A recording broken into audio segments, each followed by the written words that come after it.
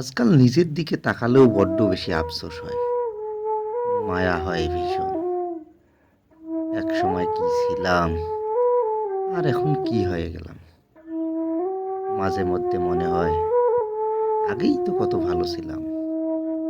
ছিল না বুকের ভেতর এত বেশি যন্ত্রণা, ছিল না মাথা ভর্তি দুশ্চিন্তা। অথচ আজ এই মানুষের ভিড়ে নিজেকে নিজেই চিনতে পারি না।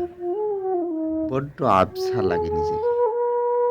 নিজেকে মনে হয় একটা আগাছা, সমাজে কারো কোনো উপকারে আসতে পারি না।